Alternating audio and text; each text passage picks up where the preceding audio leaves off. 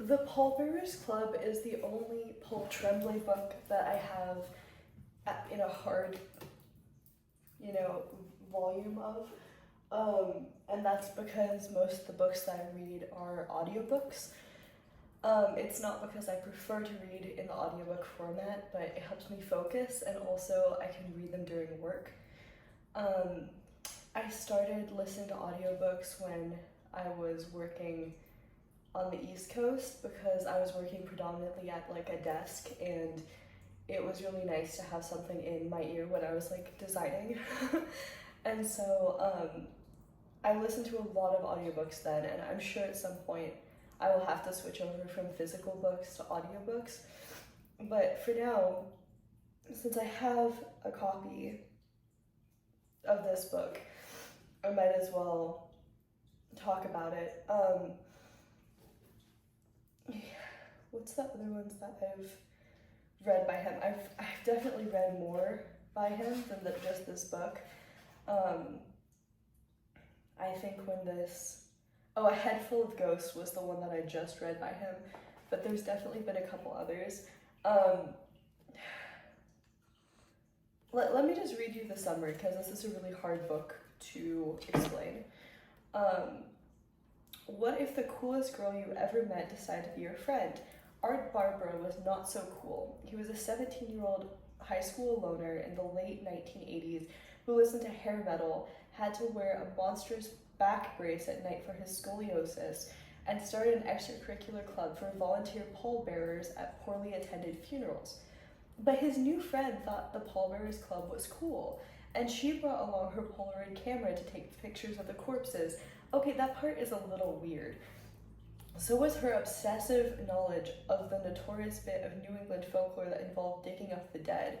And there were other strange things, terrifying things that happened when she was around, usually at night. But she was his friend, so it was okay, right? Decades later, Art tries to make sense of it all by writing The Pallbearers Club, a memoir. But somehow this friend got her hands on the manuscript, and, well, she has some issues with it, and now she's making cuts. Seamlessly blurring the lines between fiction and memory, the supernatural and the mundane, The Pallbearers Club is an immersive, suspenseful portrait of an unforgettable and unsettling friendship. Grady Hendrix, who I have a lot to say about Grady Hendrix, and that will be a future video. I might have to literally buy every single Grady Hendrix book and then go through it book by book and explain exactly my feelings, because I have so many feelings, but whatever, I've read like most of Grady Hendrix's work. But anyway, Grady Hendrix says, "The most beautiful and heartbreaking funeral I've been to in a long time. The Pallbearers Club is melancholy, funny, and very cruel, but you won't regret carrying the coffin." That is such a good explanation of this book. But let me see. So I've never actually seen the book physically, because I've only ever read it, and I love the way that this is done. So I probably haven't said this before, but my mom's an editor, and so this amuses me so much because all of the notes from his friend are written into the book like they're, editorial marks. So let me see if there's any other fun ones. Yeah, that was the one I showed you before, but like it's a thing. Like even just this one, like it just says ugh and it's underlined. So,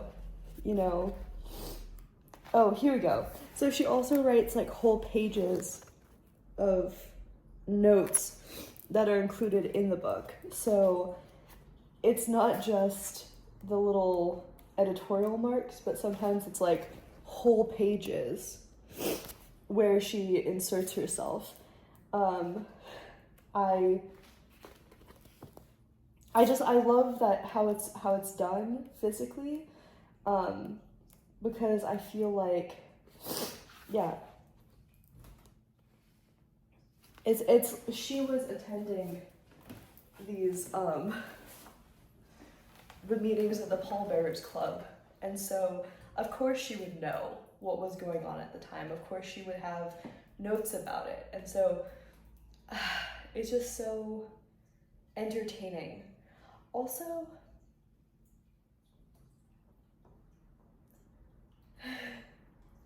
yeah, it's such a cool concept.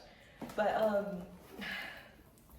you might want to click away if you don't want kind of a spoiler, because I'm just going to say something that is not entirely obvious from the first couple pages of this, and it really doesn't come across until the last chapter. So if you don't want it to be spoiled for you, you might want to skip this.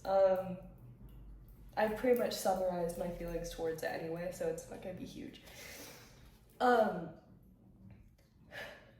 This is a vampire novel, and it doesn't get revealed until like the last chapter. But this is about vampires, and it is done in such a weird, interesting way, where the last couple chapters are very, actually maybe even just the last chapter, they're very ambiguous. You don't really know what's going on, and it kind of gets revealed slowly. So the weird girl that's friends with him, why am I?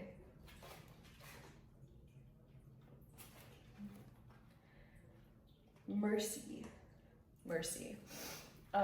That's the weird girl's name. It slowly gets revealed that there is a historical figure named Mercy, or something like Mercy, who has a lot of similarities to his friend, but she's from like 100 years ago.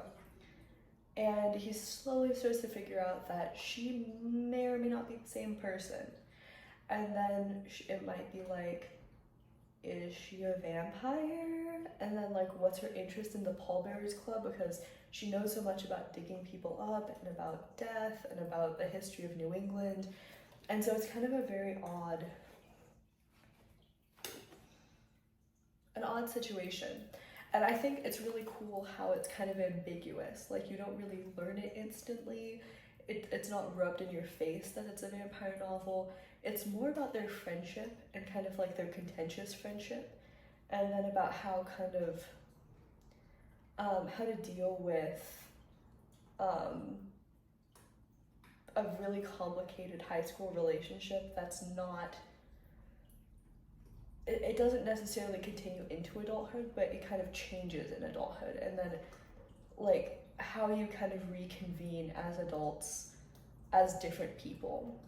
So I don't know, it's another really weird vampire book that I'd recommend. I tend to accidentally be drawn to vampire books, but this one is like, again, kind of like Woman Eating, is like an afterthought. Like, it's not the biggest deal that it's a vampire book, if that makes sense.